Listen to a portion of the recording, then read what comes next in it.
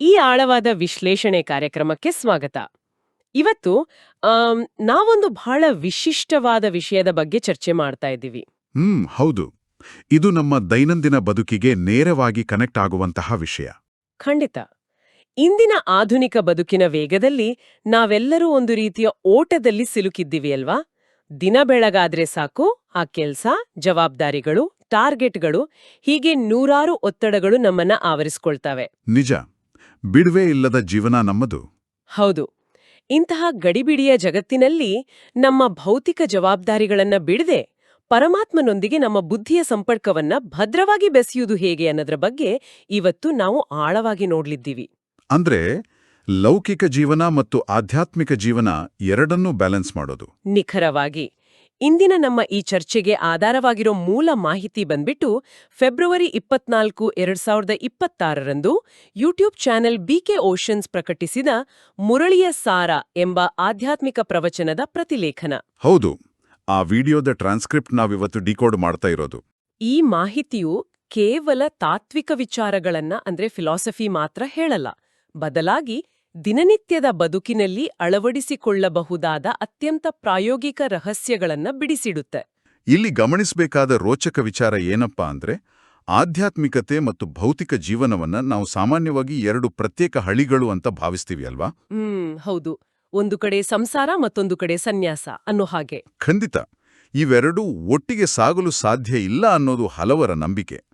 ಆದರೆ ಈ ಮೂಲ ಮಾಹಿತಿಯು ಆ ನಂಬಿಕೆಯನ್ನ ಸಂಪೂರ್ಣವಾಗಿ ಪ್ರಶ್ನಿಸುತ್ತೆ. ಅಂದ್ರೆ ಇದು ಕೇವಲ ಏನು ಮಾಡ್ಬೇಕು ಅಂತ ಹೇಳಲ್ಲ.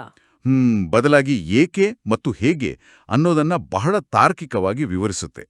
ಜಗತ್ತಿನ ಜವಾಬ್ದಾರಿಗಳಿಂದ ಓಡಿ ಹೋಗದೆ ಆ ಜವಾಬ್ದಾರಿಗಳ ನಡುವೆಯೇ ಆಂತರಿಕ ಸ್ಥಿರತೆಯನ್ನ ಕಂಡುಕೊಳ್ಳುವ ಬಗ್ಗೆ ಇದು ಬೆಳಕು ಚೆಲ್ಲುತ್ತೆ. ಈ ಆಂತರಿಕ ಸ್ಥಿರತೆಯ ಬಗ್ಗೆ ಮಾತನಾಡುವಾಗ ಮೂಲದಲ್ಲಿ ಒಂದು ಪದ ಬಳಸಿದ್ದಾರೆ, ಜೀವನ ಡೋರು ಅಥವಾ ಲೈಫ್ ಕಾರ್ಡ್ ಅಂತ. ಹೌದು, ಜೀವನ ಡೋರು ಬಹಳ ಅರ್ಥಗರ್ಭಿತವಾದ ಪದ ಇದು. ಇಂದಿನ ಜಗತ್ತಿನಲ್ಲಿ ನಮ್ಮ ಗಮನವನ್ನ ಸೆಳೆಯಲು ನೂರಾರು ಆಕರ್ಷಣೆಗಳಿವೆ.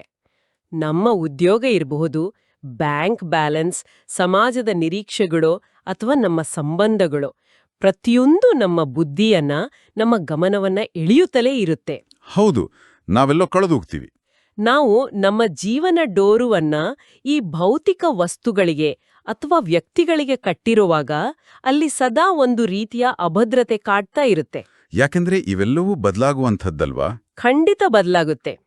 ಇಂಥ ಪರಿಸ್ಥಿತಿಯಲ್ಲಿ ನಮ್ಮ ಬುದ್ಧಿಯ ಸಂಪರ್ಕವನ್ನ ಕೇವಲ ಒಬ್ಬರೊಂದಿಗೆ ಅಂದ್ರೆ ಆ ಪರಮಾತ್ಮನೊಂದಿಗೆ ಮಾತ್ರ ಜೋಡಿಸುವ ಕಲ್ಪನೆ ಕೇಳಲು ಚೆನ್ನಾಗಿದೆ. ಆದ್ರೆ ವಾಸ್ತವದಲ್ಲಿ ಇದು ಬಹಳ ದೊಡ್ಡ ಸವಾಲಲ್ವಾ? ಖಂಡಿತವಾಗಿಯೂ ಇದೊಂದು ದೊಡ್ಡ ಸವಾಲು. ಆದರೆ ನಾವು ನಮ್ಮ ಬುದ್ಧಿಯ ಸಂಪರ್ಕವನ್ನ ಎಲ್ಲಿ ಜೋಡಿಸಿದೀವಿ ಅನ್ನೋದರ ಮೇಲೆ ನಮ್ಮ ಜೀವನದ ನೆಮ್ಮದಿ ನಿಂತಿದೆ ಅನ್ನೋದನ್ನ ನಾವು ಅರ್ಥ ಮಾಡ್ಕೊಳ್ಬೇಕು. ಅಂದ್ರೆ ಬೇಸ್ಮೆಂಟ್ ಭದ್ರವಾಗಿರ್ಬೇಕು ಅಂತ. ಹೌದು. ನಾವು ನಮ್ಮ ಸಂಬಂಧಗಳ ಮೇಲೆ, ಭೌತಿಕ ವಸ್ತುಗಳ ಮೇಲೆ ಅಥವಾ ಕೆಲಸದ ಮೇಲೆ ನಮ್ಮ ಬುದ್ಧಿಯನ್ನ ಸಂಪೂರ್ಣವಾಗಿ ಅವಲಂಬಿಸಿದಾಗ ಅಲ್ಲಿ ನಿರಾಸೆ ಅಥವಾ ಕಳೆದುಕೊಳ್ಳುವ ಭಯ ಸಹಜವಾಗಿ ಇದ್ದೇ ಇರುತ್ತೆ. ಖಂಡಿತ ಇರುತ್ತೆ. ಯಾಕಂದ್ರೆ ಜಗತ್ತಿನ ಪ್ರತಿಯೊಂದು ವಸ್ತುವು, ವ್ಯಕ್ತಿಯು ಅಶಾಶ್ವತ. ಇದೇ ವಿಚಾರವನ್ನ ವಿವರಿಸಲು ಈ ಮೂಲದಲ್ಲಿ ಒಂದು ಅತ್ಯಂತ ಕುತೂಹಲಕಾರಿ ಹೋಲಿಕೆಯನ್ನ ನೀಡಲಾಗಿದೆ. ಆ ಮದುವೆ ಹೋಲಿಕೆ ಅಲ್ವಾ? ಹೌದು. ಲೌಕಿಕ ಮದುವೆಯ ಸಂಬಂಧಕ್ಕೂ ಮತ್ತು ಪರಮಾತ್ಮನೊಂದಿಗಿನ ಆಧ್ಯಾತ್ಮಿಕ ಒಪ್ಪಂದಕ್ಕೂ ಇರುವ ವ್ಯತ್ಯಾಸವನ್ನ ಇಲ್ಲಿ ಬಹಳ ತಾರ್ಕಿಕವಾಗಿ ಚರ್ಚಿಸಲಾಗಿದೆ. ಆ ಹೋಲಿಕೆ ವಾಸ್ತವಕ್ಕೆ ಬಹಳ ಹತ್ತಿರವಾಗಿದೆ. ನಾವು ನೋಡಿದ ಹಾಗೆ ಲೌಕಿಕ ಮದುವೆಯಲ್ಲಿ ಜೀವನ ಪೂರ್ತಿ ಜೊತೆಯಾಗಿ ಇರ್ತೀವಿ, ಸುಖ ದುಃಖಗಳಲ್ಲಿ ಭಾಗಿಯಾಗ್ತೀವಿ ಅನ್ನೋ ನಂಬಿಕೆ ಇರುತ್ತೆ. ಅದೊಂದು ಸಾಮಾಜಿಕ ಮತ್ತು ಭೌತಿಕ ಒಪ್ಪಂದ. ಆದ್ರೆ ವಾಸ್ತವದಲ್ಲಿ ಅದಕ್ಕೆ ಯಾವುದೇ ಗ್ಯಾರಂಟಿ ಇರಲ್ಲ. ಅದೇ ತಾನೇ ಮುಖ್ಯವಾದ ಪಾಯಿಂಟ್. ಒಂದು ವೇಳೆ ಅನಾರೋಗ್ಯ, ಭಿನ್ನಾಭಿಪ್ರಾಯ ಅಥವಾ ಸಾವು ಎದುರಾದ್ರೆ ಆ ಸಂಬಂಧ ಅಲ್ಲಿಗೆ ಮುಕ್ತಾಯವಾಗುತ್ತೆ. ಆ ಭದ್ರತೆ ಕೇವಲ ಕ್ಷಣಿಕ. ಆದ್ರೆ ಈ ಮೂಲ ಮಾಹಿತಿಯ ಪ್ರಕಾರ ಪರಮಾತ್ಮನೊಂದಿಗಿನ ಆಧ್ಯಾತ್ಮಿಕ ಸಂಪರ್ಕ ಕೇವಲ ಈ ಒಂದು ಜನ್ಮಕ್ಕೆ ಸೀಮಿತವಾಗಿಲ್ಲ. ಓಹೋ. ಅದು ಮುಂದಿನ 21 ಜನ್ಮಗಳ ಪಾಲನೆಯ ಗ್ಯಾರಂಟಿ ನೀಡುತ್ತೆ ಅಂತ ವಿವರಿಸಲಾಗಿದೆ. ಸತ್ಯಯುಗ ಮತ್ತು ತ್ರೇತಾಯುಗದ 21 ಜನ್ಮಗಳ ಭದ್ರತೆ ಇದು. 21 ಜನ್ಮಗಳ ಭದ್ರತೆ. ಆದ್ರೆ ಈ ಭದ್ರತೆಯ ಅರಿವು ನಮ್ಮ ಇಂದಿನ ದೈನಂದಿನ ಜೀವನದ ಮೇಲೆ ಹೇಗೆ ಪ್ರಭಾವ ಬೀರುತ್ತೆ ಅನ್ನೋದು ಕುತೂಹಲಕಾರಿಯಾಗಿದೆ. ಇದನ್ನ ನಾವು ನಮ್ಮ ಮಾನಸಿಕ ನೆಮ್ಮದಿಯ ದೃಷ್ಟಿಯಿಂದ ನೋಡಬೇಕು. ಜಗತ್ತಿನ ಸೃಷ್ಟಿಕರ್ತನೇ ನಮ್ಮ ಪಾಲನೆ ಮಾಡ್ತಾ ಇದ್ದಾನೆ, ಆತನೇ ನಮ್ಮ ರಕ್ಷಕ ಅನ್ನೋ ಆಳವಾದ ನಂಬಿಕೆ ಅಥವಾ ಆ ನಿಶ್ಚಯ ನಮ್ಮೊಳಗೆ ಬೇಲೂರಿದಾಗ ಏನಾಗತ್ತೆ ಗೊತ್ತಾ? ಹಾ, ನಮ್ಮ ಭಯ ದೂರ ಆಗುತ್ತೆ ಅಲ್ವಾ? ಹೌದು. ನಮ್ಮ ದೈನಂದಿನ ಜೀವನದ ದೊಡ್ಡ ದೊಡ್ಡ ಚಿಂತೆಗಳು ತೀರ ಚಿಕ್ಕದಾಗಿ ಕಾಣಲಾರಂಭಿಸ್ತವೆ. ಉದಾಹರಣೆಗೆ, ಕಚೇರಿಯಲ್ಲಿ ಒಂದು ದೊಡ್ಡ ಪ್ರಾಜೆಕ್ಟ್ ಕೈತಪ್ಪಿ ಹೋದಾಗ ಅಥವಾ ಆರ್ಥಿಕ ಹಿಂಜರಿತ ಎದುರಾದಾಗ ಮನುಷ್ಯರು ಸಾಮಾನ್ಯವಾಗಿ ಕುಸಿದೋಗ್ತಾರೆ, ಡಿಪ್ರೆಷನ್ಗೆ ಹೋಗ್ತಾರೆ. ಖಂಡಿತ. ಆದರೆ 21 ಜನ್ಮಗಳ ಆಧ್ಯಾತ್ಮಿಕ ಭದ್ರತೆಯ ಅರಿವಿರುವ ವ್ಯಕ್ತಿಗೆ ಈ ಲೌಕಿಕ ಸಮಸ್ಯೆಗಳು ಕೇವಲ ಒಂದು ಸಣ್ಣ ಅಲೆಯಂತೆ ಕಾಣುತ್ತೆ. ಈ ಭದ್ರತೆಯ ಭಾವನೆ ಮನುಷ್ಯನನ್ನ ಲೌಕಿಕ ಆತಂಕಗಳಿಂದ ಮುಕ್ತಗೊಳಿಸಿ ಆಂತರಿಕವಾಗಿ ಅತ್ಯಂತ ಹಗುರವಾಗಿಸುತ್ತೆ. ಇದು ನಿಜಕ್ಕೂ ಅದ್ಭುತವಾದ ಆಲೋಚನೆ. ಹಾಗಾದರೆ ಪರಮಾತ್ಮನ ಮೇಲೆ ಎಲ್ಲವನ್ನೂ ಬಿಟ್ಟು ನಾವು ನಮ್ಮ ಲೌಕಿಕ ಜೀವನವನ್ನ, ನಮ್ಮ ಕೆಲಸ ಕಾರ್ಯಗಳನ್ನ ನಿರ್ಲಕ್ಷ್ಯ ಮಾಡ್ಬೇಕೆ ಅನ್ನೋ ಪ್ರಶ್ನೆ ಇಲ್ಲಿ ಸಹಜವಾಗಿ ಮೂಡುತ್ತೆ. ಯಾಕೆಂದರೆ ಸಮಾಜದಲ್ಲಿ ಸನ್ಯಾಸ ಅಂದ್ರೆ ಎಲ್ಲವನ್ನೂ ತ್ಯಜಿಸೋದು ಅನ್ನೋ ಅರ್ಥವೇ ಹೆಚ್ಚು ಪ್ರಚಲಿತದಲ್ಲಿದೆ. ಆದ್ರೆ ಮೂಲವು ಈ ನಂಬಿಕೆಯನ್ನ ಸ್ಪಷ್ಟವಾಗಿ ತಳ್ಳಿ ಹಾಕುತ್ತೆ ಅಲ್ವಾ? ಹೌದು, ಸಂಪೂರ್ಣವಾಗಿ ತಳ್ಳಿ ಹಾಕುತ್ತೆ. ಸನ್ಯಾಸ ಅಂದ್ರೆ ಮನೆ ಮಠ ಬಿಟ್ಟು ಕಾಡಿಗೆ ಅಥವಾ ಹಿಮಾಲಯದ ಪರ್ವತಗಳಿಗೆ ಹೋಗುವುದಲ್ಲ ಅಂತ ಇದು ಸ್ಪಷ್ಟವಾಗಿ ಹೇಳುತ್ತೆ. ಮತ್ತೆ ನಿಜವಾದ ಸನ್ಯಾಸ ಅಂದ್ರೆ ಏನು? ಸಂಸಾರದಲ್ಲಿ ಕುಟುಂಬದವರೊಂದಿಗೆ ಕಚೇರಿಯಲ್ಲಿ ಇದ್ದುಕೊಂಡೇ ಪರಮಾತ್ಮನ ನಿಯಮಗಳಂತೆ ಅಂದ್ರೆ ಶ್ರೀಮತದಂತೆ ಬದುಕುವುದು ನೈಜ ಸನ್ಯಾಸ ಅಂತ ವಿವರಿಸಲಾಗಿದೆ. ಶ್ರೀಮತ್ ಅಂದರೆ ಶ್ರೇಷ್ಠ ನಿರ್ದೇಶನಗಳು. ಆದ್ರೆ ಕಚೇರಿಯ ಒತ್ತಡಗಳ ನಡುವೆ ಈ ಸ್ಥಿತಿಯನ್ನ ಕಾಯ್ದುಕೊಳ್ಳೋದು ಹೇಗೆ? ಭೌತಿಕ ಪ್ರಪಂಚದಲ್ಲಿ ಇರುತ್ತಲೇ ಅಭೌತಿಕ ಸ್ಥಿತಿಯಲ್ಲಿರುವ ಕಲೆ ಇದು. ಇದು ಕೇಳಲು ಕಷ್ಟ ಅಂತ ಅನಿಸಿದ್ರೂ ದಿನನಿತ್ಯದ ಬದುಕಿನಲ್ಲಿ ನಾವೆಲ್ಲರೂ ಒಂದಲ್ಲ ಒಂದು ರೀತಿಯಲ್ಲಿ ಇದನ್ನ ಮಾರ್ತಾನೇ ಇರ್ತೀವಿ. ಹೌದಾ? ಹೇಗೆ? ಇಲ್ಲಿ ಒಂದು ಅತ್ಯಂತ ಪ್ರಾಯೋಗಿಕವಾದ ಉದಾಹರಣೆಯನ್ನ ನೀಡಲಾಗಿದೆ. ಒಬ್ಬ ತಂದೆ ಅಥವಾ ತಾಯಿ ಆಫೀಸ್ನಲ್ಲಿ ತಮ್ಮ ಕೆಲಸದಲ್ಲಿ ಅತ್ಯಂತ ನಿರತರಾಗಿದ್ದಾರೆ ಅಂತ ಅಂದುಕೊಳ್ಳೋಣ. ಆದರೆ ಅದೇ ದಿನ ಬೆಳಗ್ಗೆ ಮನೆಯಲ್ಲಿರುವ ಮಗು ತೀವ್ರ ಅನಾರೋಗ್ಯದಿಂದ ಮಲಗಿದ್ರೆ ಆ ಪೋಷಕರ ಮನಸ್ಸು ಎಲ್ಲಿರುತ್ತೆ? ಖಂಡಿತವಾಗಿಯೂ ಮನೆಯಲ್ಲಿರುವ ಮಗುವಿನ ಮೇಲೆಯೇ ಇರುತ್ತೆ. ಹೌದು ತಾನೆ. ಶಾರೀರಿಕವಾಗಿ ಅವರು ಆಫೀಸ್ನಲ್ಲಿದ್ದಾರೆ, ಮೀಟಿಂಗ್ಗಳಲ್ಲಿ ಭಾಗವಹಿಸ್ತಾ ಇದ್ದಾರೆ, ಇಮೇಲ್ಗಳಿಗೆ ರಿಪ್ಲೈ ಮಾಡ್ತಾ ಇದ್ದಾರೆ. ಆದರೆ ಅವರ ಬುದ್ಧಿ, ಅವರ ಮನಸ್ಸಿನ ಕನೆಕ್ಷನ್ ಸಂಪೂರ್ಣವಾಗಿ ಆ ಮಗುವಿನ ಮೇಲಿರುತ್ತೆ. ಇದು ಪ್ರತಿಯೊಬ್ಬರಿಗೂ ಅರ್ಥ ಆಗುವಂತಹ ದೈನಂದಿನ ಸನ್ನಿವೇಶ. ದೇಹ ಒಂದು ಕಡೆ, ಮನಸ್ಸು ಮತ್ತೊಂದು ಕಡೆ ಇರಲು ಸಾಧ್ಯವಿದೆ ಅನ್ನೋದಕ್ಕೆ ಇದೊಂದು ಅತ್ಯುತ್ತಮ ನಿದರ್ಶನ. ಹೌದು, ಖಂಡಿತ. ಇದೇ ತರ್ಕವನ್ನ ಆಧ್ಯಾತ್ಮಿಕ ಜೀವನಕ್ಕೂ ಅನ್ವಯಿಸಲಾಗಿದೆ. ನಾವು ಪ್ರಪಂಚದ ಯಾವುದೇ ಸಾಮಾನ್ಯ ಕೆಲಸಗಳನ್ನ ಮಾಡ್ತಾ ಇದ್ರೂ ಕೂಡ, ಟ್ರಾಫಿಕ್ನಲ್ಲಿ ಡ್ರೈವ್ ಮಾಡ್ತಾ ಇರಲಿ, ಅಡಿಗೆ ಮಾಡ್ತಾ ಇರಲಿ ಅಥವಾ ಆಫೀಸ್ನಲ್ಲಿ ಡೆಡ್ಲೈನ್ಸ್ಗಾಗಿ ಒದ್ದಾಡ್ತಾ ಇರಲಿ, ನಮ್ಮ ಬುದ್ಧಿಯನ್ನ ಆಂತರಿಕವಾಗಿ ಶಾಂತಿಯ ಸಾಗರನೊಂದಿಗೆ ಜೋಡಿಸಬಹುದು. ನಿಖರವಾಗಿ ಅದೇ ಪರಮಾತ್ಮನೊಂದಿಗೆ ಕನೆಕ್ಟ್ ಮಾಡೋದು. ಭೌತಿಕವಾಗಿ ನಾವು ಎಲ್ಲಿ ಬೇಕಾದ್ರೂ ಇರ್ಬೋದು, ಆದ್ರೆ ನಮ್ಮ ಆಂತರಿಕ ಡೋರು ಶ್ರೇಷ್ಠ ಶಕ್ತಿಯೊಂದಿಗೆ ಇದ್ರೆ ಆತ್ಮವು ಆಂತರಿಕವಾಗಿ ನಿರಂತರವಾಗಿ ಶಕ್ತಿಯನ್ನ ಕಡಿತಾನೆ ಇರುತ್ತೆ. ಅಂದರೆ ಬಾಹ್ಯ ಪ್ರಪಂಚದ ಗೊಂದಲಗಳು ನಮ್ಮ ಆಂತರಿಕ ಶಾಂತಿಯನ್ನ ಕದಡಲು ಸಾಧ್ಯವಿಲ್ಲ ಅಂತ. ಹೌದು. ಈ ಕಲ್ಪನೆಯೇ ಬಹಳ ಶಕ್ತಿಶಾಲಿಯಾಗಿದೆ. ಈ ಪರಮ ಶಕ್ತಿಯೊಂದಿಗಿನ ಸಂಪರ್ಕದ ಬಗ್ಗೆ ಮಾತನಾಡುವಾಗ ಆ ಶಕ್ತಿಯು ನಮಗೆ ಹೇಗೆ ಪರಿಚಯವಾಗುತ್ತೆ, ಆತ ಹೇಗೆ ನಮ್ಮನ್ನ ತಲುಪ್ತಾನೆ ಅನ್ನೋ ಕುತೂಹಲ ಮೂಡೋದು ಸಹಜ. ಖಂಡಿತ. ಮೂಲ ಮಾಹಿತಿಯು ಶಿವ ಜಯಂತಿಯ ಹಿಂದಿರುವ ತರ್ಕವನ್ನ ಬಿಚ್ಚಿಡುವ ಮೂಲಕ ಈ ಕುತೂಹಲಕ್ಕೆ ಉತ್ತರ ನೀಡುತ್ತೆ ಅಲ್ವಾ? ಜಗತ್ತಿನಾದ್ಯಂತ ಜನರು ಭಗವಂತನನ್ನ ಕರೆಯುತ್ತಾರೆ. ಕಷ್ಟ ಬಂದಾಗ ಬಂದು ನಮ್ಮನ್ನ ಪಾವನ ಮಾಡು ಅಂತ ಪ್ರಾರ್ಥಿಸ್ತಾರೆ. ಹೌದು. ಆದ್ರೆ ಆತ ಹೇಗ್ ಬರ್ತಾನೆ ಅನ್ನೋ ರಹಸ್ಯವನ್ನ ಇಲ್ಲಿ ಬಿಡಿಸಲಾಗಿದೆ. ಭಗವಂತನು ಶರೀರವಿಲ್ಲದವನು, ಆತ ಅಜನ್ಮ. ಅಂದ್ರೆ ಆತನಿಗೆ ತನ್ನದೇ ಆದ ಭೌತಿಕ ಶರೀರವಿಲ್ಲ. ಹೌದು. ಹಾಗಾಗಿ ಈ ಕಲುಷಿತ ಜಗತ್ತಿಗೆ ಬಂದು ಜ್ಞಾನವನ್ನ ನೀಡಲು ಆತ ಬ್ರಹ್ಮನ ಭೌತಿಕ ಶರೀರವನ್ನ ಒಂದು ಮಾಧ್ಯಮವಾಗಿ ಬಳಸಿಕೊಳ್ಳಲೇಬೇಕಾದ ಅನಿವಾರ್ಯತೆ ಇದೆ ಎಂದು ವಿವರಿಸಲಾಗಿದೆ. ಇಲ್ಲಿನ ತರ್ಕ ಬಹಳ ಸೂಕ್ಷ್ಮವಾಗಿದೆ ಮತ್ತು ವೈಜ್ಞಾನಿಕವಾಗಿದೆ ಅಂತ ನನಗನ್ಸುತ್ತೆ. ಕೇವಲ ಪವಾಡಗಳಿಂದ ಅಥವಾ ಜಾದುವಿನಿಂದ ಇಡೀ ಜಗತ್ತು ಬದಲಾಗಲ್ಲ. ಇಷ್ಟು ದೊಡ್ಡ ಪ್ರಪಂಚವನ್ನ ಪರಿವರ್ತಿಸಲು ಒಂದು ವ್ಯವಸ್ಥಿತ ಪ್ರಕ್ರಿಯೆ ಬೇಕೇ ಬೇಕು. ಖಂಡಿತವಾಗಿಯೂ. ಬ್ರಹ್ಮ, ವಿಷ್ಣು ಮತ್ತು ಶಂಕರರ ನಡುವಿನ ಕಾರ್ಯ ವಿಭಜನೆಯನ್ನ ಇಲ್ಲಿ ಬಹಳ ಸ್ಪಷ್ಟವಾಗಿ ಉಲ್ಲೇಖಿಸಲಾಗಿದೆ. ಡಿವಿಷನ್ ಆಫ್ ಲೇಬರ್ ಇದ್ದ ಹಾಗೆ. ಹೌದು, ಅದೇ ರೀತಿ. ಹೊಸ ಪಾವನ ಜಗತ್ತಿನ ಸ್ಥಾಪನೆಗೆ ಬ್ರಹ್ಮನ ಮೂಲಕ ಆಧ್ಯಾತ್ಮಿಕ ಜ್ಞಾನ ನೀಡುವುದು, ಮುಂದೆ ಸತ್ಯಯುಗದಲ್ಲಿ ವಿಷ್ಣುವಿನ ಮೂಲಕ ಆ ಪಾವನ ಜಗತ್ತಿನ ಪಾಲನೆ ಮಾಡೋದು ಮತ್ತು ಈ ಹಳೆಯ ಕಲುಷಿತ ಜಗತ್ತಿನ ವಿನಾಶ ಶಂಕರನ ಮೂಲಕ ಆಗೋದು. ಅಂದ್ರೆ ಶಿವ ಜಯಂತಿ ಅನ್ನೋದು ಕೇವಲ ನಾವು ಪ್ರತಿ ವರ್ಷ ಆಚರಿಸುವ ಒಂದು ಹಬ್ಬವಲ್ಲ, ಬದಲಾಗಿ ಇದೊಂದು ನಿರಂತರ ರಹಸ್ಯಮಯ ಪರಿವರ್ತನೆಯ ಪ್ರಕ್ರಿಯೆ ಅಂತ ಹೇಳಬಹುದು. 100ಕ್ಕೆ 100 ಸತ್ಯ. ಈ ಪ್ರಕ್ರಿಯೆ ಬಗ್ಗೆ ಮಾತನಾಡುವಾಗ ಮೂಲದಲ್ಲಿ ಒಂದು ಅದ್ಭುತವಾದ ಲಾಜಿಕಲ್ ಪ್ರಶ್ನೆಯನ್ನ ಎತ್ತಲಾಗಿದೆ. ಯಾವ ಪ್ರಶ್ನೆ?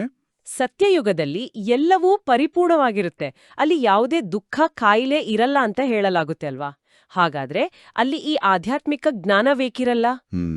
ಜ್ಞಾನವನ್ನ ಕೇವಲ ಈ ಸಂಗಮ ಯುಗದಲ್ಲಿ, ಅಂದ್ರೆ ಕಲಿಯುಗದ ಅಂತ್ಯ ಮತ್ತು ಸತ್ಯಯುಗದ ಆರಂಭದ ನಡುವಿನ ಸಂಧಿಕಾಲದಲ್ಲಿ ಮಾತ್ರವೇಕೆ ನೀಡಲಾಗುತ್ತೆ? ಈ ಪ್ರಶ್ನೆಗೆ ನೀಡಲಾದ ವಿದ್ಯಾರ್ಥಿಯ ಉದಾಹರಣೆ ನಿಜಕ್ಕೂ ಯೋಚಿಸುವಂತಹದ್ದು. ಆ ವಿದ್ಯಾರ್ಥಿಯ ಉದಾಹರಣೆ ಈ ಇಡೀ ಕರ್ಮ ಸಿದ್ಧಾಂತವನ್ನ ಅತ್ಯಂತ ಸರಳವಾಗಿ ಬಿಡಿಸಿಡುತ್ತೆ. ಈಗ ನೋಡಿ, ಒಬ್ಬ ವಿದ್ಯಾರ್ಥಿ ವರ್ಷಗಟ್ಲೆ ಕಷ್ಟಪಟ್ಟು ಓದಿ ಪರೀಕ್ಷೆ ಬರೆದು ಪದವಿ ಮುಗಿಸಿ ಒಂದು ಉನ್ನತ ಹುದ್ದೆಗೇರಿದ್ಮೇಲೆ ಆತ ಆಫೀಸ್ನಲ್ಲಿ ಕೂತು ತನ್ನ ಹಳೆಯ ಕಾಲೇಜ್ ಪುಸ್ತಕಗಳನ್ನ ಮತ್ತೆ ಓದ್ತಾನ?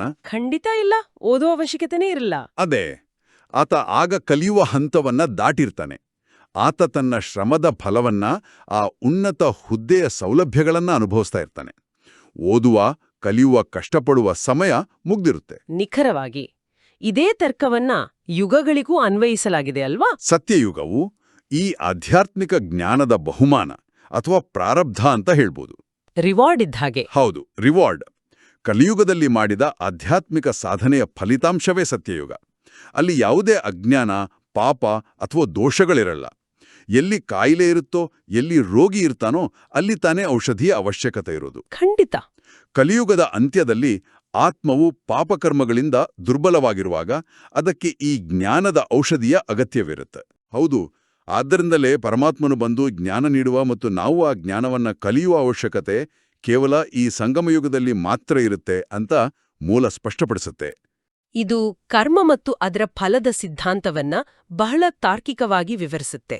ಖಂಡಿತ. ಈ ಜ್ಞಾನದ ಪ್ರಕ್ರಿಯೆ ಹಳೆ ಜಗತ್ತಿನಿಂದ ಹೊಸ ಜಗತ್ತಿಗೆ ಹೋಗುವ ಈ ಪಯಣದ ಮಧ್ಯೆ ಮತ್ತೊಂದು ಬಹುಮುಖ್ಯವಾದ ಹಂತ ಬರುತ್ತೆ. ಯಾವುದದು? ಅದೇ ವಿನಾಶದ ಪರಿಕಲ್ಪನೆ, ಡಿಸ್ಟ್ರಕ್ಷನ್. ಓಹೋ, ಹೌದು. ಸಾಮಾನ್ಯವಾಗಿ ವಿನಾಶ ಅಥವಾ ಪ್ರಪಂಚದ ಅಂತ್ಯ ಅನ್ನೋ ಪದ ಕೇಳಿದ ತಕ್ಷಣ ಮನುಷ್ಯರ ಮನಸ್ಸಿನಲ್ಲಿ ಒಂದು ರೀತಿಯ ವಿಪರೀತ ಭಯ, ಆತಂಕ ಮತ್ತು ನಕಾರಾತ್ಮಕ ಭಾವನೆ ಮೂಡುತ್ತೆ. ಹೌದು, ಪ್ರಪಂಚ ನಾಶವಾಗುತ್ತೆ ಅನ್ನೋ ಕಲ್ಪನೆಯೇ ಭಯಾನಕ.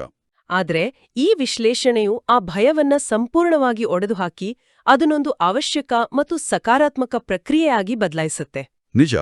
ಮೂಲದಲ್ಲಿ ಇದನ್ನ ಕೇವಲ ನಾಶ ಅಥವಾ ಪ್ರಳಯ ಅಂತ ನೋಡುವ ಬದಲು ಅಲ್ಟಿಮೇಟ್ ಡಿಕ್ಲಾಟರಿಂಗ್ ಅಂತ ಕರೆಯಲಾಗಿದೆ. ಅಲ್ಟಿಮೇಟ್ ಡಿಕ್ಲಾಟರಿಂಗ್ ಇದೊಂದು ಬಹಳ ಆಧುನಿಕ ಮತ್ತು ಶಕ್ತಿಶಾಲಿ ಪದ. ಹೌದು. ವಾಸ್ತವದಲ್ಲಿ ಯೋಚಿಸಿದ್ರೆ ಒಂದು ಹೊಸ ಸುಂದರವಾದ ಮತ್ತು ಭದ್ರವಾದ ಅರಮನೆಯನ್ನ ಕಟ್ಟಬೇಕಾದ್ರೆ ಮೊದಲು ಅಲ್ಲಿದ್ದ ಹಳೆಯ ಶಿಥಿಲವಾದ ವಾಸಿಸಲು ಯೋಗ್ಯವಲ್ಲದ ಕಟ್ಟಡವನ್ನ ಕೆಡವಲೇಬೇಕು ಅಲ್ವಾ? ಖಂಡಿತ. ಹಳೆಯದನ್ನ ತೆಗೆಯದೆ ಹೊಸದನ್ನ ಕಟ್ಟಲು ಸಾಧ್ಯವಿಲ್ಲ. ಅದೇ, ಹಳೆಯ ಮತ್ತು ಕಲುಷಿತ ಜಗತ್ತು ಸಂಪೂರ್ಣವಾಗಿ ಸ್ವಚ್ಛಗೊಳ್ಳದೆ ಹೊಸ ಪಾವನ ಜಗತ್ತು ಸೃಷ್ಟಿಯಾಗಲು ಹೇಗೆ ಸಾಧ್ಯ? ಈ ವಿನಾಶವು ಕೇವಲ ಹೊರಗಿನ ಭೌತಿಕ ಜಗತ್ತಿನ ಸ್ವಚ್ಛಗೊಳಿಸುವಿಕೆ ಮಾತ್ರವಲ್ಲ, ಇದು ನಮ್ಮೊಳಗಿನ ಹಳೆಯ ನಕಾರಾತ್ಮಕ ಅಭ್ಯಾಸಗಳ, ವಿಕಾರಗಳ ಸಂಪೂರ್ಣ ಡಿಕ್ಲಟರಿಂಗ್ ಕೂಡ ಆಗಿದೆ. ನಮ್ಮೊಳಗಿನ ಡಿಕ್ಲಟರಿಂಗ್ ಬಗ್ಗೆ ಮಾತನಾಡುವಾಗ ನಾವು ಎದುರಿಸುವ ಅತಿದೊಡ್ಡ ಅಡೆತಡೆಯೆಂದ್ರೆ ಆ ಮಾಯೆ. ಹೌದು, ಮಾಯೆ. ಮಾಯೆ ಅಂದ್ರೆ ಸಾಮಾನ್ಯವಾಗಿ ಜನ ಯಾವುದೋ ಕೊಂಬುಗಳಿರುವ ರಾಕ್ಷಸನೋ ಅಥವಾ ಹೊರಗಿನ ದುಷ್ಟಶಕ್ತಿಯೋ ಅಂತ ಭಾವಿಸ್ತಾರೆ. ಆದ್ರೆ ವಾಸ್ತವದಲ್ಲಿ ನಮ್ಮ ಸ್ವಂತ ದೌರ್ಬಲ್ಯಗಳು, ನಮ್ಮ ಹಳೆಯ ಸಂಸ್ಕಾರಗಳು, ಕೋಪ, ಅಹಂಕಾರ ಮತ್ತು ನಮ್ಮನ್ನಾವರಿಸುವ ನಿರಂತರ ಗೊಂದಲಗಳೇ ಮಾಯೆ. ಹೌದು, ನಮ್ಮೊಳಗಿನ ಶತ್ರು. ಮೂಲದಲ್ಲಿ ಬಹಳ ಹಾಸ್ಯಮಯವಾಗಿ ಆದ್ರೆ ಅಷ್ಟೇ ಗಂಭೀರವಾದ ಅರ್ಥದಲ್ಲಿ ಹೇಳಲಾಗಿದೆ. ಮಾಯೆ ನಮ್ಮನ್ನ ಪ್ರತಿದಿನ ಏಪ್ರಿಲ್ ಫೂಲ್ ಮಾಡುತ್ತೆ ಅಂತ. ಆ ಏಪ್ರಿಲ್ ಫೂಲ್ ಉದಾಹರಣೆ ನಮ್ಮ ಇಂದಿನ ಡಿಜಿಟಲ್ ಬದುಕಿಗೆ, ವಿಶೇಷವಾಗಿ ಸ್ಮಾರ್ಟ್ಫೋನ್ ಯುಗಕ್ಕೆ ಎಷ್ಟು ಹತ್ತಿರವಾಗಿದೆ ಅಂದ್ರೆ ಅದನ್ನ ಕೇಳಿದ್ದಾಗ ನಾವೆಲ್ಲರೂ ನಮ್ಮ ದೈನಂದಿನ ಹೋರಾಟವನ್ನ ಅದರಲ್ಲಿ ಕಾಣ್ಬೋದು. ನಿಜ. ಮುಂಜಾನೆ ನಾವು ಅತ್ಯಂತ ಶ್ರದ್ಧೆಯಿಂದ ದಿನದ ಅತ್ಯುತ್ತಮ ಸಮಯದಲ್ಲಿ ಧ್ಯಾನಕ್ಕೆ ಅಥವಾ ಯೋಗಕ್ಕೆ ಕೂತಿರ್ತೀವಿ. ಪ್ರಪಂಚದ ಗದ್ದಲಗಳಿಂದ ದೂರವಾಗಿ ನಮ್ಮ ಬುದ್ಧಿಯನ್ನ ಪರಮಾತ್ಮನೊಂದಿಗೆ ಏಕಾಗ್ರಗೊಳಿಸುವ ಪ್ರಾಮಾಣಿಕ ಪ್ರಯತ್ನದಲ್ಲಿರ್ತೀವಿ. ಆಗ್ಲೇ ಸರಿಯಾಗಿ ನಮ್ಮ ಪಕ್ಕದಲ್ಲಿರುವ ಮೊಬೈಲ್ ಫೋನಿಂದ ಒಂದು ಸಣ್ಣ ಟಿಂಗ್ ಅನ್ನೋ ವಾಟ್ಸ್ಆಪ್ ಅಥವಾ ಇನ್ಸ್ಟಾಗ್ರಾಮ್ ನೋಟಿಫಿಕೇಶನ್ ಸದ್ದು ಬರುತ್ತೆ. ಹೌದು, ಆ ಒಂದು ಕ್ಷಣ ತಕ್ಷಣ ನಮ್ಮ ಗಮನ ವಿಚಲಿತವಾಗುತ್ತೆ. ಆ ಪರಮಶಕ್ತಿಯೊಂದಿಗಿನ ನಮ್ಮ ಜೀವನ, ಡೋರು ಕಟ್ಟಾಗ್ಬಿಡತ್ತೆ. ಕಟ್ಟಾಗುತ್ತೆ. ಮನಸ್ಸು ಆ ಮೆಸೇಜ್ ಯಾರ್ದಿದ್ದಿರ್ಬೋದು, ಆಫೀಸ್ನಿಂದ ಬಂದಿರ್ಬೋದಾ ಅಂತ ಯೋಚಿಸಲು ಶುರು ಮಾಡುತ್ತೆ. ನಾವು ಅಲ್ಲಿಯೇ ಆ ಧ್ಯಾನದ ಕ್ಷಣದಲ್ಲಿಯೇ ಮಾಯೆಗೆ ಬಲಿಯಾಗಿ ಏಪ್ರಿಲ್ ಫೂಲ್ ಆಗ್ಬಿಡ್ತೀವಿ. ಇದು ಪ್ರತಿಯೊಬ್ಬರಿಗೂ ದೈನಂದಿನ ಜೀವನದಲ್ಲಿ ಅನುಭವ ಆಗೋ ವಿಚಾರ.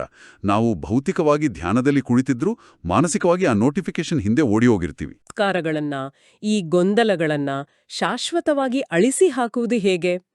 ಕೇವಲ ನದಿ ನೀರಿನಲ್ಲಿ ಸ್ನಾನ ಮಾಡೋದ್ರಿಂದ ಶರೀರದ ಮೇಲಿರುವ ಕೊಳೆ ಮಾತ್ರ ಹೋಗುತ್ತೆ ಹೊರತು ಆತ್ಮದ ಮೇಲಿರುವ ಪಾಪಗಳಲ್ಲ ಅಥವಾ ನಮ್ಮ ಕೆಟ್ಟ ಅಭ್ಯಾಸಗಳಲ್ಲ. ಮೂಲ ಮಾಹಿತಿಯು ಬಹಳ ವೈಜ್ಞಾನಿಕವಾದ ಮಾರ್ಗವನ್ನ ಸೂಚಿಸುತ್ತೆ. ಅದೇ ಯೋಗಾಗ್ನಿ ಅಂದ್ರೆ ಬೆಂಕಿ. ಯೋಗವನ್ನ ಅಗ್ನಿಗೆ ಹೋಲಿಸಿರೋದು ಬಹಳ ಅರ್ಥಗರ್ಭಿತವಾಗಿದೆ ಅಲ್ವಾ? ಖಂಡಿತ. ಆತ್ಮವು ಮಾಡಿದ 63 ಜನ್ಮಗಳ ಪಾಪಗಳನ್ನ, ನಕಾರಾತ್ಮಕ ಕರ್ಮಫಲಗಳನ್ನ ಅಥವಾ ನಾವು ಬೆಳೆಸ್ಕೊಂಡಿರುವ ದೌರ್ಬಲ್ಯಗಳನ್ನ ಕರಗಲಿಸಲು ಪರಮಾತ್ಮನ ನಿರಂತರ ನೆನಪಿನ ಅಗ್ನಿ ಅಥವಾ ಯೋಗಾಗ್ನಿ ಮಾತ್ರವೇ ಏಕೈಕ ತಾರ್ಕಿಕ ಮಾರ್ಗ. ಅಂದ್ರೆ ಚಿನ್ನವನ್ನ ಬೆಂಕಿಯಲ್ಲಿ ಹಾಕಿದಾಗ್ಲೇ ಅದ್ರ ಕಲ್ಮಶಗಳೆಲ್ಲವೂ ಸುಟ್ಟು ಹೋಗಿ ಶುದ್ಧ ಚಿನ್ನ ಹೊರಬರೋದು ಇದ್ದಾಗೆ. ಹೌದು. ಅದೇ ರೀತಿ ನೀರು ಕೇವಲ ಶರೀರವನ್ನ ಶುದ್ಧಗೊಳಿಸಿದ್ರೆ, ಯೋಗಾಗ್ನಿಯು ಆತ್ಮವನ್ನ ಸಂಪೂರ್ಣವಾಗಿ ಅದರ ಮೂಲ ಸ್ವರೂಪಕ್ಕೆ ಶುದ್ಧೀಕರಿಸುತ್ತೆ. ಹಾಗಾದ್ರೆ ಆತ್ಮವು ಈ ಯೋಗಾಗ್ನಿಯ ಮೂಲಕ ಶುದ್ಧವಾಗ್ತಾ ಇದೆ ಅಂತ ಅಂದ್ಕೊಳ್ಳೋಣ. ಆದ್ರೆ ಆ ಶುದ್ಧೀಕರಣದ ಪ್ರಕ್ರಿಯೆ ನಡೀತಾ ಇದೆ ಅನ್ನೋದಕ್ಕೆ ಪುರಾವೆ ಏನು? ಅದರ ಫಲಿತಾಂಶ ಹೊರಗಿನ ಜಗತ್ತಿಗೆ ನಮ್ಮ ವರ್ತನೆಯಲ್ಲಿ ಹೇಗೆ ಕಾಣುತ್ತೆ? ಇದು ನಮ್ಮ ದೈನಂದಿನ ವ್ಯವಹಾರಗಳಿಗೆ ಸಂಬಂಧಿಸಿದ ಅತ್ಯಂತ ಪ್ರಾಯೋಗಿಕ ವಿಚಾರಕ್ಕೆ ನಮ್ಮನ್ನ ಕರೆತರುತ್ತೆ. ಅದನ್ನೇ ಜ್ಞಾನದ ಜೀರ್ಣಶಕ್ತಿ ಮತ್ತು ದೇವದೂತನ ಅಂದ್ರೆ ಫರಿಷ್ಠಾ ಮನಸ್ಥಿತಿ ಅಂತ ಕರೆಯಲಾಗಿದೆ. ಹೌದು. ಮೂಲದಲ್ಲಿ ಮನುಷ್ಯರನ್ನ ಅತ್ಯಂತ ಸಿಹಿಯಾದ ಮರದ ಸಸಿಗಳಿಗೆ ಹೋಲಿಸಲಾಗಿದೆ. ನಮ್ಮ ಆಂತರಿಕ ಶುದ್ಧಿಯೇ ನಮ್ಮ ಹೊರಗಿನ ಮಾತುಗಳಲ್ಲಿ, ನಡವಳಿಕೆಯಲ್ಲಿ, ಪರಸ್ಪರ ಸಂಬಂಧಗಳಲ್ಲಿ ಮಧುರತೆಯಾಗಿ ಹೊರಹೊಮ್ಮಬೇಕು. ಒಳಗೊಂದು ಹೊರಗೊಂದು ಇರಬಾರದು. ಖಂಡಿತ. ಈ ಆಂತರಿಕ ಮಧುರತೆಯನ್ನ, ಈ ಬದಲಾವಣೆಯನ್ನ ಸಾಧಿಸಲು ಕೇವಲ ಜ್ಞಾನವನ್ನ ಕೇಳಿದರೆ ಸಾಲದು. ಇಲ್ಲಿ ಜೀರ್ಣಶಕ್ತಿಯ ಉದಾಹರಣೆಯನ್ನ ಬಹಳ ಅದ್ಭುತವಾಗಿ ನೀಡಲಾಗಿದೆ. Digestion power. ಹೌದು. ಭೌತಿಕ ಜಗತ್ತಿನಲ್ಲಿ ನಾವು ಎಷ್ಟೇ ದುಬಾರಿಯಾದ, ಎಷ್ಟೇ ಪೌಷ್ಟಿಕವಾದ ಬಾದಾಮಿ, ಗೋಡಂಬಿಯಂತಹ ಆಹಾರವನ್ನ ತಿಂದ್ರೂ ನಮ್ಮ ದೇಹದ ಜೀರ್ಣಶಕ್ತಿ ದುರ್ಬಲವಾಗಿದ್ರೆ ಏನಾಗತ್ತೆ? ಆ ಆಹಾರ ನಮ್ಮ ಶರೀರಕ್ಕೆ ರಕ್ತವಾಗಲಿ ಶಕ್ತಿಯಾಗಲಿ ನೀಡಲ್ಲ. ಅದು ಸಂಪೂರ್ಣವಾಗಿ ವ್ಯರ್ಥವಾಗಿ ಹೋಗುತ್ತೆ. ಖಂಡಿತ. ಹಾಗಾದ್ರೆ ಈ ಜೀರ್ಣಶಕ್ತಿಯ ಪರಿಕಲ್ಪನೆಗೂ ಆಧ್ಯಾತ್ಮಿಕ ಜ್ಞಾನಕ್ಕೂ ಇರುವ ನೇರ ಸಂಬಂಧವೇನು? ಜ್ಞಾನವನ್ನ ಜೀರ್ಣಿಸಿಕೊಳ್ಳುವುದು ಅಂದ್ರೆ ವಾಸ್ತವದಲ್ಲಿ ಏನರ್ಥ? ಇದರ ಅರ್ಥ ಬಹಳ ಸ್ಪಷ್ಟವಾಗಿದೆ. ಪ್ರತಿದಿನ ನಾವು ಎಷ್ಟೇ ಉನ್ನತ ಮಟ್ಟದ ಆಧ್ಯಾತ್ಮಿಕ ಜ್ಞಾನವನ್ನ, ಪ್ರವಚನಗಳನ್ನ ಕೇವಲ ಕಿವಿಯಿಂದ ಕೇಳಿದ್ರೆ ಅಥವಾ ಪುಸ್ತಕದಲ್ಲಿ ಓದಿದ್ರೆ ಮಾತ್ರ ಸಾಲದು. ಆ ಜ್ಞಾನವನ್ನ ನಾವು ನಮ್ಮೊಳಗೆ ಮನನ ಮಾಡಬೇಕು. ಅಂದ್ರೆ ಚರ್ನಿಂಗ್ ಮಾಡಬೇಕು. ಕೇಳಿದ ವಿಚಾರವನ್ನ ದಿನವಿಡೀ ನಮ್ಮ ಬುದ್ಧಿಯಲ್ಲಿ, ನಮ್ಮ ಕೆಲಸಗಳ ನಡುವೆಯೂ ತಿರುಗಿಸ್ತಲೇ ಇರಬೇಕು. ಆಲೋಚನೆ ಮಾಡಬೇಕು. ಹೌದು. ಅದು ನಮ್ಮ ಸ್ವಂತ ಅನುಭವವಾಗಿ ಬದಲಾಗುವವರೆಗೂ ಆ ವಿಚಾರದ ಬಗ್ಗೆ ಆಳವಾಗಿ ಯೋಚಿಸಬೇಕು. ಯಾವಾಗ ಜ್ಞಾನವು ಅರ್ಗಿಸ್ಕೊಳ್ಳಲ್ಪಡುತ್ತದೆಯೋ ಆಗ ಮಾತ್ರ ಅದು ಕೇವಲ ಮಾಹಿತಿಯಾಗಿ ಉಳಿಯದೆ ನಮ್ಗೆ ಶಕ್ತಿಯಾಗಿ, ನಮ್ಮ ಸ್ವಭಾವವಾಗಿ ಬದಲಾಗುತ್ತೆ. ಆ ಶಕ್ತಿಯಿಂದಲೇ ನಾವು ಯಾವುದೇ ಮಾಯೆ ಅಥವಾ ಜೀವನದ ವಿಘ್ನಗಳಿಂದ ಪಾರಾಗಬಹುದು. ಹೌದು. ಇದನ್ನೇ ಮೂಲದಲ್ಲಿ ಮಾಯಾ ಪ್ರೂಫ್ ಮತ್ತು ವಿಘ್ನ ಪ್ರೂಫ್ ಸ್ಥಿತಿ ಅಂತ ಕರೆಯಲಾಗಿದೆ. ವಿಘ್ನ ಪ್ರೂಫ್. ಈ ವಿಚಾರವನ್ನ ನಾವು ಗಂಭೀರವಾಗಿ ಪರಿಗಣಿಸಬೇಕು. ಕೇವಲ ಕೇಳುಗರಾಗದೆ ಆಚರಿಸುವವರಾಗಬೇಕು. ಇದೇ ಹಿನ್ನೆಲೆಯಲ್ಲಿ ಫರಿಷ್ಠಾ ಅಥವಾ ದೇವದೂತನ ಕಲ್ಪನೆಯನ್ನ ಬಹಳ ಸುಂದರವಾಗಿ ಕಟ್ಟಿಕೊಡಲಾಗಿದೆ ಅಲ್ವಾ? ಹೌದು. ದೇವದೂತನ ಕಲ್ಪನೆ ದೂಷಿಸಲು ಶುರು ಮಾಡ್ತೀವಿ. ಕಚೇರಿಯಲ್ಲಿ ಪರಿಸ್ಥಿತಿ ಹಾಗಿತ್ತು, ಅದಕ್ಕೆ ನನ್ಗೆ ಕೋಪ ಬಂತು. ಅಥವಾ ಅವರು ನನ್ನ ಜೊತೆ ಹಾಗೆ ಅಸಭ್ಯವಾಗಿ ಮಾತನಾಡಿದ್ರು, ಅದಕ್ಕೆ ನಾನು ಸಹನೆ ಕಳ್ಕೊಂಡೆ. ಹೌದು. ಹೀಗೆ ಲೌಕಿಕ ಜನರಂತೆ ಸನ್ನಿವೇಶಗಳನ್ನ ದೂಷಿಸ್ತೀವಿ. ನಮ್ಮ ನಕಾರಾತ್ಮಕ ಪ್ರತಿಕ್ರಿಯೆಗಳಿಗೆ ಬೇರೆಯವರನ್ನ ಹೊಣೆ ಮಾಡ್ತೀವಿ. ಇದು ಸಾಮಾನ್ಯ ಮಾನವ ಸಹಜ ಗುಣ. ಆದರೆ ಜ್ಞಾನವನ್ನ ಜೀರ್ಣಿಸಿಕೊಂಡವರು ಈ ರೀತಿ ನೆಪ ಹೇಳಲ್ಲ. ನಾವು ಪರಿಸ್ಥಿತಿಗಳಿಗೆ ಶರಣಾಗುವ ಬದಲು ಆ ಪರಿಸ್ಥಿತಿಗಳನ್ನೇ ಮೀರಿ ನಿಲ್ಲುವ ಫರಿಷ್ಠಾ ಸ್ಥಿತಿಯನ್ನ ತಲುಪಬೇಕು ಅನ್ನುತ್ತೆ ಈ ಜ್ಞಾನ. ಫರಿಷ್ಠಾ ಅಂದ್ರೆ? ಫರಿಷ್ಠಾ ಅಂದ್ರೆ ಹಗುರವಾದವನು, ಯಾವುದಕ್ಕೂ ಯಾವ ನಕಾರಾತ್ಮಕತೆಗೂ ಅಂಟಿಕೊಳ್ಳದವನು. ಮನೆಯಲ್ಲಿ ಅಡುಗೆ ಮಾಡ್ತಾ ಇರಲಿ, ಟ್ರಾಫಿಕ್ನಲ್ಲಿ ಸಿಲುಕಿರ್ಲಿ ಅಥವಾ ಆಫೀಸ್ನಲ್ಲಿ ಅತ್ಯಂತ ಒತ್ತಡದ ಮೀಟಿಂಗ್ನಲ್ಲಿರಲಿ, ಒಳಗೆ ಆ ದೇವದೂತನಂತಹ ಹಗುರವಾದ ಅಚ್ಚಲವಾದ ಸ್ಥಿತಿ ಇರಬೇಕು. ಯಾವುದೇ ಬಾಹ್ಯ ಪರಿಸ್ಥಿತಿ ಅಥವಾ ಬೇರೊಬ್ಬರ ಕೋಪ ನಮ್ಮ ಆಂತರಿಕ ಶಾಂತಿಯ ಪ್ರಭಾವಕ್ಕೆ ಅಡ್ಡಿಯಾಗಬಾರದು. ಅಂದ್ರೆ ಹೊರಗಿನ ಸನ್ನಿವೇಶಗಳು ನಮ್ಮ ಪ್ರತಿಕ್ರಿಯೆಯನ್ನ ನಿರ್ಧರಿಸಬಾರದು, ನಮ್ಮ ಆಂತರಿಕ ಅಚಲ ಸ್ಥಿತಿ ಆ ಸನ್ನಿವೇಶವನ್ನ ನಿಭಾಯಿಸುವಂತಿರ್ಬೇಕು. ಇಂಥ ಅದ್ಭುತವಾದ ಜೀವನ ಪಾಠ ಇದು. ಖಂಡಿತ. ಇಂದಿನ ಈ ಜ್ಞಾನ ಮಂಥನದಿಂದ ನಾವು ಅನೇಕ ಪ್ರಮುಖ ಪಾಠಗಳನ್ನ ಬಿಡಿಸಿ ನೋಡಿದೆವು. ನಮ್ಮೆಲ್ಲ ಲೌಕಿಕ ಜವಾಬ್ದಾರಿಗಳ ನಡುವೆಯೂ ಕೆಲಸ ಕಾರ್ಯಗಳನ್ನ ಮಾಡ್ತಾನೆ ಬುದ್ಧಿಯನ್ನ ಪರಮಾತ್ಮನೊಂದಿಗೆ ಸಂಪರ್ಕದಲ್ಲಿಡೋದು ಹೇಗೆ ಅನ್ನೋದನ್ನ ಅರಿತೆವು. ಜಗತ್ತಿನ ವಿನಾಶದ ಪರಿಕಲ್ಪನೆಯನ್ನ ಭಯದಿಂದ ನೋಡದೆ ಅದನ್ನೊಂದು ಸಕಾರಾತ್ಮಕ ಡೀಕ್ಲಟರಿಂಗ್ ಪ್ರಕ್ರಿಯೆಯಾಗಿ, ಹಳೆಯದನ್ನ ಅಳಿಸಿ ಹೊಸದನ್ನ ಕಟ್ಟುವ ಪ್ರಕ್ರಿಯೆಯಾಗಿ ಅರ್ಥೈಸ್ಕೊಂಡೆವು. ಹಾಗೆಯೇ ನಾವು ಕೇಳುವ ಜ್ಞಾನವನ್ನ ಕೇವಲ ಕಿವಿಗೆ ಸೀಮಿತಗೊಳಿಸದೆ ನಿರಂತರ ಮನನ ಮಾಡುವ ಮೂಲಕ ಅರಗಿಸಿಕೊಳ್ಳುವ ಮಹತ್ವವನ್ನು ಅರಿತೆವು. ಈ ಎಲ್ಲಾ ವಿಚಾರಗಳನ್ನ ಒಟ್ಟುಗೂಡಿಸಿ ಇಂದಿನ ಆಧುನಿಕ ಬದುಕಿಗೆ ಅನ್ವಯಿಸಿ ನೋಡಿದಾಗ ಒಂದು ವಿಷಯ ಸ್ಪಷ್ಟವಾಗುತ್ತೆ.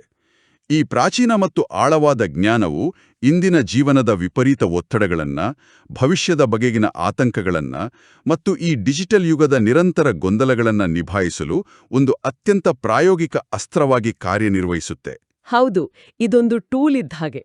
ಖಂಡಿತ. ಇದು ಜವಾಬ್ದಾರಿಗಳಿಂದ ಓಡಿಹೋಗುವ ಪಲಾಯನವಾದವಲ್ಲ, ಬದಲಾಗಿ ವಾಸ್ತವವನ್ನ ಅತ್ಯಂತ ಸಮರ್ಥವಾಗಿ ಆಂತರಿಕ ಶಾಂತಿಯಿಂದ ಎದುರಿಸುವ ಕಲೆ. ನಾವೆಲ್ಲರೂ ಯೋಚಿಸಬೇಕಾದ, ಪ್ರತಿಯೊಬ್ಬರೂ ತಮ್ಮನ್ನ ತಾವೇ ಪ್ರಶ್ನಿಸಿಕೊಳ್ಳಬೇಕಾದ ಒಂದು ಪ್ರಚೋದನಾತ್ಮಕ ಚಿಂತನೆಯೊಂದಿಗೆ ಇಂದಿನ ಚರ್ಚೆಯನ್ನ ಮುಕ್ತಾಯಗೊಳಿಸೋಣ. ಹೇಳಿ. ಇಂದಿನ ದಿನಗಳಲ್ಲಿ ನಾವು ಭೌತಿಕ ಜಗತ್ತಿನೊಂದಿಗೆ, ಸೋಷಿಯಲ್ ಮೀಡಿಯಾದೊಂದಿಗೆ, ನಮ್ಮ ಕೆಲಸದೊಂದಿಗೆ ಸಂಪರ್ಕ ಕಡಿದುಕೊಳ್ಳದಿರಲು ದಿನದಲ್ಲಿ 10 ಬಾರಿ ನಮ್ಮ ಸ್ಮಾರ್ಟ್ಫೋನ್ನ ಬ್ಯಾಟರಿಯನ್ನ ಪರೀಕ್ಷಿಸ್ತೀವಿ ಅಲ್ವಾ? ಹೌದು, ಪದೇ ಪದೇ ಚೆಕ್ ಮಾಡ್ತೇವೆ. ಬ್ಯಾಟ್ರಿ 10% ಅಥವಾ 20%ಗೆ ಬಂದ ತಕ್ಷಣ ನಮ್ಗೆ ಎಲ್ಲಿಲ್ಲದ ಆತಂಕ ಶುರುವಾಗುತ್ತೆ. ತಕ್ಷಣ ಚಾರ್ಜರ್ ಹುಡುಕಿ ಪ್ಲಗ್ ಮಾಡ್ತೀವಿ. ಆ ಭೌತಿಕ ಕನೆಕ್ಷನ್ ಕಳೆದು ಹೋಗುವ ಭಯ ನಮ್ಮೆಲ್ಲರನ್ನೂ ಸದಾ ಕಾಡ್ತಾ ಇರುತ್ತೆ. ಹೌದು, ಫೋನ್ ಡಿಸ್ಚಾರ್ಜ್ ಆದ್ರೆ ಪ್ರಪಂಚವೇ ಮುಳುಗಿ ಹೋಯ್ತು ಅನ್ನೋಂಥ ಆತಂಕ ನಿರ್ಮಾಣವಾಗುತ್ತೆ ನಮಗೆ. ಆದರೆ ನಾವೆಲ್ಲರೂ ಒಮ್ಮೆ ಪ್ರಾಮಾಣಿಕವಾಗಿ ಕೇಳಿಕೊಳ್ಳಬೇಕಾದ ಪ್ರಶ್ನೆ ಎಂದರೆ, ಆ ಪರಮಶಕ್ತಿಯೊಂದಿಗೆ, ಆ ಸುಪ್ರೀಂ ಪವರ್ ಹೌಸ್ನೊಂದಿಗೆ ನಮ್ಮ ಬುದ್ಧಿಯ ಜೀವನ ಡೋರು ಸಂಪರ್ಕದಲ್ಲಿದೆಯಾ ಅಂತ ಪರೀಕ್ಷಿಸಲು ದಿನದಲ್ಲಿ ಒಮ್ಮೆಯಾದರೂ ನಾವು ನಮ್ಮ ಆಂತರಿಕ ಬ್ಯಾಟರಿಯನ್ನ ಚೆಕ್ ಮಾಡ್ತೀವಾ? ಇದೊಂದು ಆಳವಾದ ಪ್ರಶ್ನೆ. ನಮ್ಮ ಆಂತರಿಕ ಶಾಂತಿ, ಆಧ್ಯಾತ್ಮಿಕ ಬ್ಯಾಟರಿ ಡಿಸ್ಚಾರ್ಜ್ ಆಗ್ತಾ ಇದೆಯಾ ಅಂತ ನಾವೆಂದಾದರೂ ಗಮನಿಸಿದ್ದೀವಾ? ಫೋನ್ಗೆ ಚಾರ್ಜರ್ ಕನೆಕ್ಟ್ ಮಾಡುವಾಗೆಲ್ಲ ಒಮ್ಮೆ ಈ ಆಂತರಿಕ ಕನೆಕ್ಷನ್ ಬಗ್ಗೆಯೂ ಯೋಚಿಸುವಂತಾಗಲಿ. ಈ ವಿಶೇಷ ಜ್ಞಾನ ಮಂಥನದಲ್ಲಿ ಪಾಲ್ಗೊಂಡಿದ್ದಕ್ಕೆ ಧನ್ಯವಾದಗಳು. ಮುಂದಿನ ಸಂಚಿಕೆಯಲ್ಲಿ ಮತ್ತೊಂದು ರೋಚಕ ವಿಷಯದೊಂದಿಗೆ ಭೇಟಿಯಾಗೋಣ.